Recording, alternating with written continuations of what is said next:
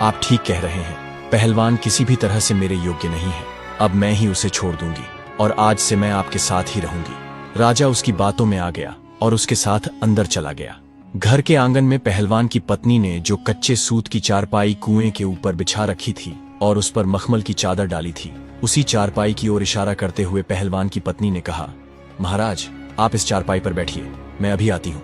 जैसे ही राजा उस चारपाई पर बैठा तो कच्चे धागे से बुनी हुई चारपाई टूट गई और राजा सीधे उस कुएं में गिर पड़ा और उसे बहुत चोटें आईं। महाराज के कुएं में गिरते ही पहलवान की पत्नी जोर जोर से हंसने लगी और बोली, महाराज अब आप इसी कुएं में बैठकर अपना राजपाट चलाइए।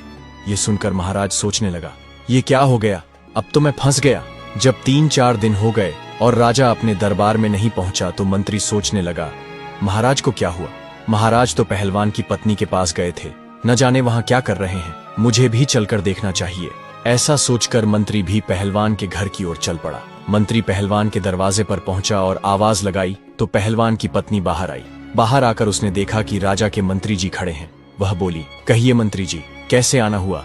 मंत्री कहने लगा, मैं महाराज से मिलने आया हूँ, वह 4 दिन से आपके यहाँ ही रुके हुए हैं। इस पर पहलवान की पत्नी बोली, वह तो उसी दिन लौट गए थे जिस दिन यहाँ आए थे।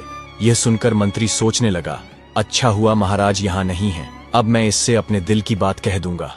मंत्री बोला, मैं इसलिए आया हूँ कि मैं तुम्हें बता दूं कि देखो, पहलवान तो अब मर ही जाएगा, वह जीवित नहीं रहेगा क्योंकि वह हिमालय के जंगलों में गया है।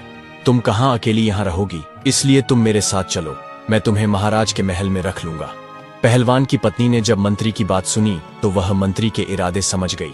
उसने फिर से दिमाग से काम लिया और कहने लगी, आप मेरे साथ अंदर बैठिए। इस प्रकार पहलवान की पत्नी मंत्री को बुलाकर अंदर ले गई और उसी चारपाई पर बैठने को कहा।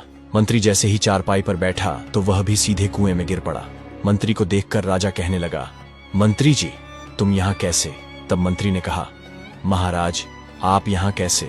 राजा ने जवाब दिया कि मैं पहलवान की पत्नी की खुशामद में हूँ, अब तू भी आ गया है तो और भी अच्छा हुआ। इस प्रकार राजा और मंत्री कुएं के अंदर फंस जाते हैं। 2-4 दिन बीतने पर राजा के सेनापति ने विचार किया कि राजा को ढूंढने के लिए मंत्री भी पहलवान के घर गया था, वह भी लौटकर अभी तक नहीं आया। मुझे भी चलकर देखना चाहिए कि उनके साथ आखिर क्या हुआ है। वह कहीं पहलवान की पत्नी के पास ही तो नहीं रुक गए, न जाने दोनों वहां क्या कर रहे हैं। यह विचार करके सेनापति भी पहलवान के घर की ओर चल देता है। सेनापति जब शाम होने पर पहलवान के घर पहुंचता है तो वह भी पहलवान की सुंदर पत्नी को देखकर अपनी नीयत खराब कर लेता है।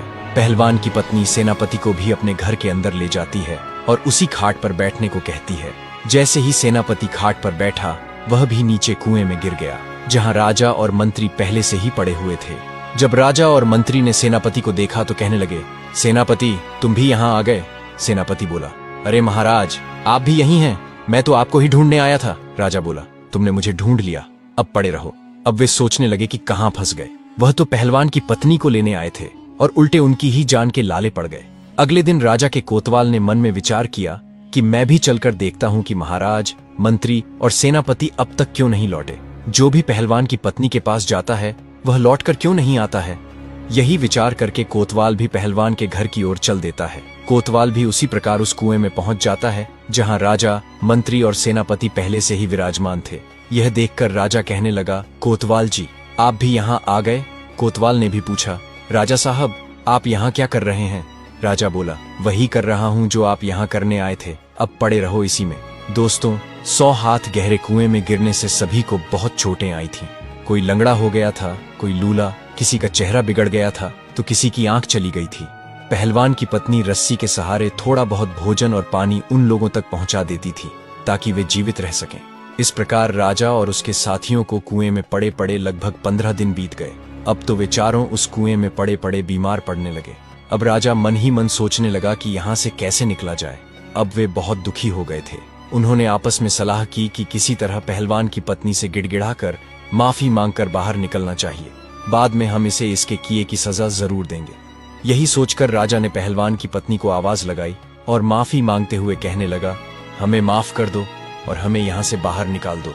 पहलवान की पत्नी जानती थी कि अगर इन लोगों को यहाँ से ऐसे ही जाने दिया तो वे अवश्य ही हमसे बदला लेने के बारे में सोचेंगे और हमारा जीना मुश्किल कर देंगे।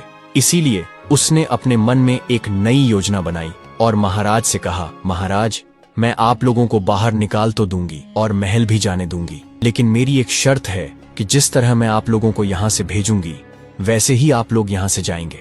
महाराज और उनके साथी उसकी शर्त मानने को तैयार हो जाते हैं।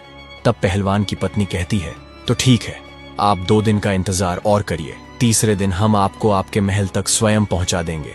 यह सुनकर राजा और उसके साथी बहुत खुश हो गए। इधर पहलवान की पत्नी ने अपने जेठ के बच्चों को आदेश दिया, आप लोग कुछ पक्षियों के पंखों की व्यवस्था करो। चिड़िया, कबूतर, मोर और अन्य सभी पक्षियों के ज्यादा से ज्यादा पंख लेकर आओ और एक कमरे में उन पंखों को भर दो। उसके तीनों जेठों के पुत्र ने 2 दिन में ही वह कमरा पंखों से भर दिया। जब तीसरा दिन हुआ तो पहलवान की पत्नी ने अपने जेठ के पुत्रों को फिर बुलाया और उनसे कहा, आप 2 क्विंटल तारकोल का इंतजाम करो। इस प्रकार तारकोल का इंतजाम किया गया। फिर उसे गर्म किया गया। जब वह पतला हो गया तो उसे ठंडा होने के लिए रख दिया गया। ठंडा हो जाने पर उसे एक बड़ी कड़ाही में भरकर रख दिया गया। उसके बाद पहलवान की पत्नी ने अपने तीनों जेठों के पुत्र की मदद से कुएं में एक मोटा सा रस्सा डालकर सबसे पहले महाराज को बाहर निकाला और उनसे कहा, आप इस कड़ाही में डुबकी लगाओ और इसके बाद उस कमरे